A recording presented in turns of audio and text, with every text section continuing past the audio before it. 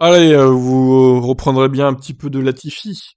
Voyons ce qu'il a à dire, Nicolas, après avoir saboté la fin de la saison 2021.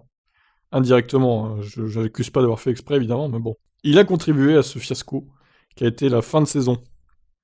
Alors, qu'est-ce qu'il a fait de beau dans son intersaison? Mon intersaison était faite d'activités diverses et variées. J'ai réussi à trouver du temps pour me détendre. J'ai aussi été très occupé à me préparer pendant la saison 2022. Après Abu Dhabi, j'ai passé quelques jours dans l'usine Williams, terminant l'année 2021 avec du travail dans le simulateur et tout préparé pour aller en vacances. J'ai passé de bonnes vacances, avec de nombreux voyages. Peut-être plus que je n'aurais voulu, mais ça en valait la peine. Ah là là, il nous dégoûte hein, avec son fric, lui. Hein. Nous avons été en mesure de rendre visite à ma famille et à celle de ma copine avant de prendre du temps, juste tous les deux. Mais pourquoi il raconte ça qui s'intéresse vraiment, quoi?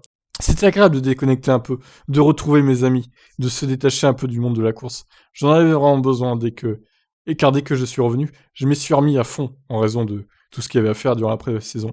Je me suis beaucoup entraîné et j'ai également passé de nombreuses journées à l'usine, principalement dans le simulateur. À côté de ça, mes obligations médiatiques ont commencé à s'enchaîner de nouveau, et ça rend les choses encore plus excitantes.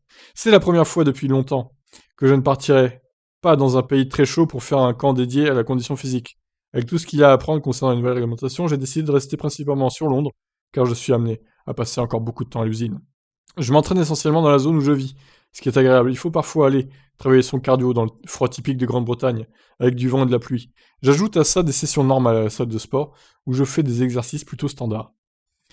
Alors, on a toute la vie de Latifi, hein. Je sais pas si ça vous intéresse, mettez un pouce bleu, commentez, hein, les gars. Hein. C'est très important cette news, hein. Ceci dit, je vais faire un autre voyage que je n'avais plus fait depuis quelques années, j'ai hâte d'y être. J'irai en Finlande pour faire un peu de pilotage sur glace. Et pourquoi t'as pas fait la Race of Champions d'ailleurs, Latifi? Là, c'était en Suède, c'était pas en Finlande, mais t'aurais pu, hein, pour le coup.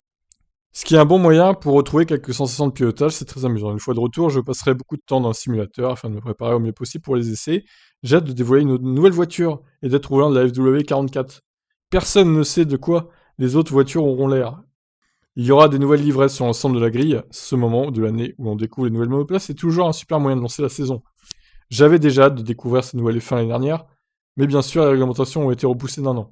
Je suis impatient de voir comment ces nouvelles voitures se conduisent et si tout fonctionne comme prévu. J'espère que nous assisterons à de belles batailles et des courses très serrées. Et des crashs au dernier virage, dans les derniers tours de la dernière course.